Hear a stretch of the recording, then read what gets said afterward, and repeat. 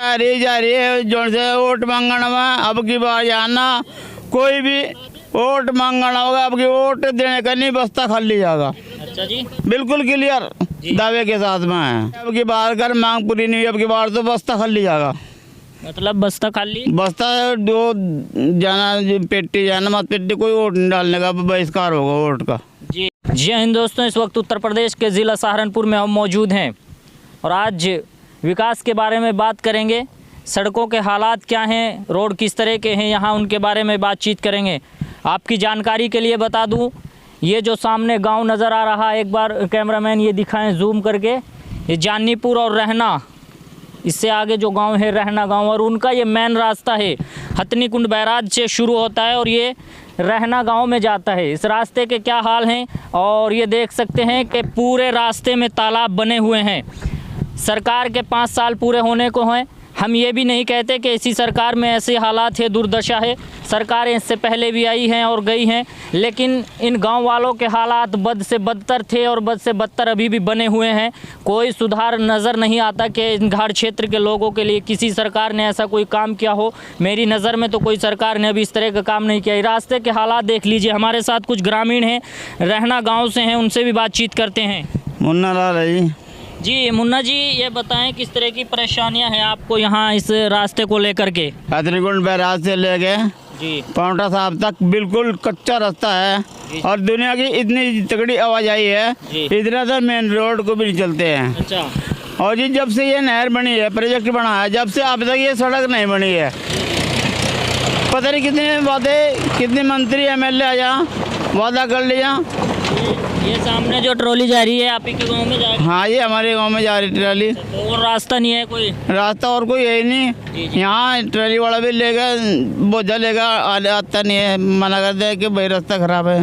जी बड़ी दिक्कत है, दरब के दुगने से पैसे देने पड़े। ये कितने दिन से समस्या बनी हुई रास्ते की? समस्या था जब से प्रोजेक्ट बना, जब से आज तक तो सड़क बनी ही नहीं है कतई। जी जी। अच्छा जी, सरकारें आई बहुत सारी चली गई, लेकिन आ रही है जो से वोट मांगना में अब की बार जाना कोई भी वोट मांगना होगा अब की वोट देने का नहीं बस्ता खाली जाएगा। अच्छा जी, बिल्कुल क्लियर दावे के साथ में है। तो क्या मांग है आपने इसके बारे में? पहले भी मांग, ऐसा ये रास्ता बनना चाहिए ना, पक्की रोड बननी चाहिए, नदी का पुल बनना चाहिए। तो मांग तो आप हर बार करते आए, अभी तक कोई? मांग तो करते आ रहे, अब की बार कर मांग पूरी नहीं हुई, अब की बार तो बस्ता खाली जाएगा। मतलब बस्ता खाली, बस्ता दो जाना पेटी जाना मत पेटी कोई वोट नहीं डालने का बहिष्कार होगा वोट का। जी चुनाव का बहिष्कार होगा अब की बार। जी जी। तो एक बार और आगे चल कर के हम हालात दिखा देते हैं। जी देखिए ये कितनी बड़ी समस्या है, यानी कि रास्ता ही नहीं है लोगों के पास। जो मेन रास्ता है यही है और ये एक तालाब है और इस तरह के जगह जगह इसमें पूरे जो हैं पूरे रास्ते में गड्ढे बने हुए हैं, तालाब बने हुए हैं। तो बताइए, आज मैं आपकी जानकारी के लिए बता दूं कि 2-3 दिन पहले बारिश हुई है और अगर बारिश होती तो फिर आप यहाँ से निकलने की सोच भी नहीं सकते। कई दिन पहले ये बारिश हुई है और उसके बाद ये हालात हैं इस रास्ते के। ये इस तरह का रास्ता है। विकास कहाँ हुआ है, किस जगह हुआ है, यहाँ कुछ नज़र नहीं आता, कुछ यहाँ दिखाई नहीं देता।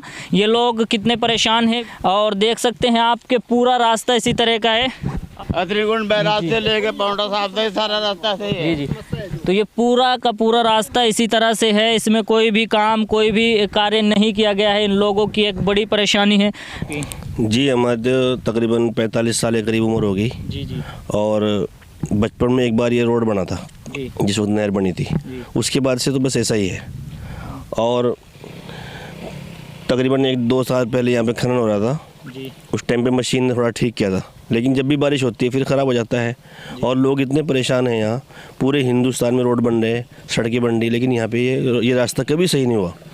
क्योंकि ये देखा जाए इस पे सड़क तो बनी ही नहीं है, कच्चा है अभी तक ये जुगतों, और यही मेन रास्ता है आप लोगों 6 महीने बाद टूटी थी। जी नहीं, ये तो बिल्कुल ऐसा ही कि ऐसा ही है। शुरू से हम जैसे देखते हैं कि बिल्कुल ऐसा ही है, टूटा हुआ ही है, कभी इसमें सुधार नहीं हुआ। तो मान लीजिए ये मेन रास्ता है आपका? जी मेन रास्ता हमारा यही है। से ही जोड़ता है आपको? जी जी, सहारनपुर से, भेट से हम ये रास्ता जोड़ता है और हरियाणा से भी ये रास्ता जोड़ता है।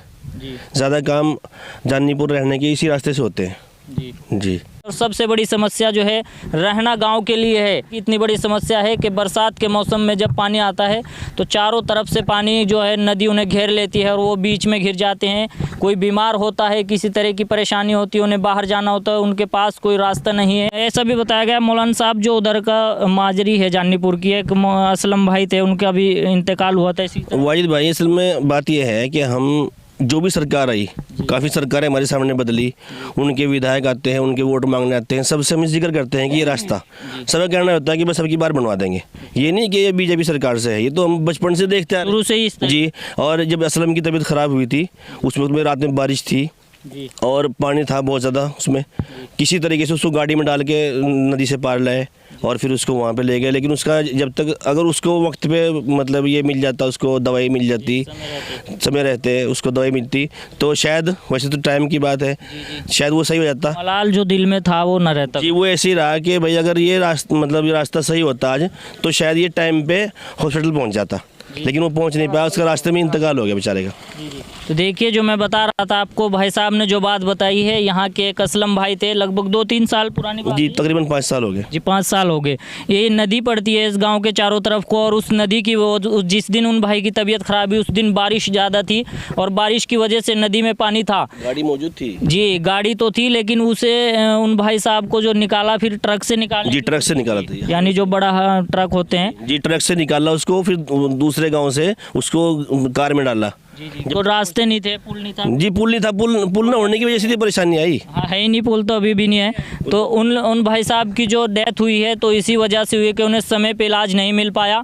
पानी ज़्यादा होने की वजह से पहले तो पानी का इंतज़ार किया गया कि पानी कम हो, जब पानी कुछ हद तक कम हुआ तो फिर एक बड़े ट्रक में उनको बिठा करके हॉस्पिटल ले जाने की कोशिश की गई, क्योंकि नदी पार करने के लिए जो है कार या और बाइक कोई अन्य वाहन नहीं निकल सकता था। और आज भी इन लोगों की यही समस्या बनी हुई है कि उस नदी पर पुल नहीं है।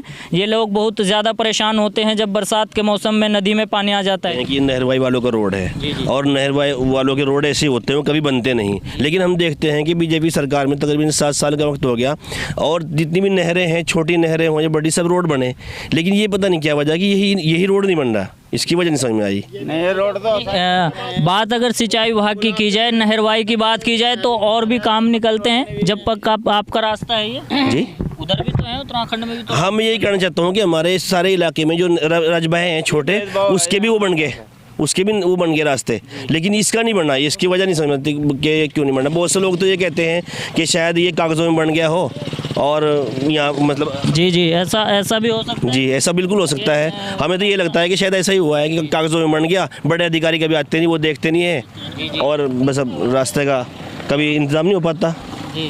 जी, ये है असल। और ये भी जो है बात, अगर आप कह रहे हैं कि नहरवाई का यानी सिंचाई विभाग का अगर रास्ता है तो बनता नहीं।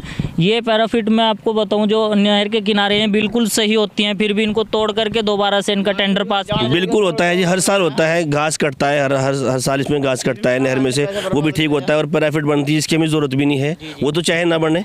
हाँ, उसमें भी पैसा जो है एक तरीके से जी बिल्कुल करता है। जो मैं बताना चाह रहा था, ये पैराफिट बने हुए ये नहर के किनारे, ये बिल्कुल सही हालात में हमने देखा है कि ना तोड़ कर जबरदस्ती बनवा पैसा कमाने के चक्कर में। यानी उसका टेंडर करा लिया, बहुत टेंडर करा लिया, अपने मजदूरी बढ़ जाए, उनके कमीशन बने बढ़िया। रोड की तरफ नहीं, लेकिन रोड की तरफ कोई ध्यान नहीं है किसी भी बात का। ठीक है, बहुत बहुत शुक्रिया। ये हमारे साथ ग्रामीण है और इन्होंने बताया। तो मैं आपसे अपील करूंगा, अगर ये वीडियो आपको अच्छी लगेगी तो लाइक कीजिए, ज़्यादा से ज़्यादा शेयर कीजिए, अगर अच्छी नहीं लगी तो डिसलाइक कीजिए, क्योंकि ये सरकारों की पोल खोलने के लिए काफ़ी है। बहुत दिक्कत होती है जी मेहमानों को, मेहमान हो या रहने के लोग हों, जब भी बारिश होती है वो नदी चढ़ जाती है। जी, पहले तो यही ऐसा है सड़क में कि बहुत बड़े बड़े ये हैं खड्डे हैं, ये भर जाते हैं, कपड़े उनके उसी वक्त में ख़राब हो जाते हैं।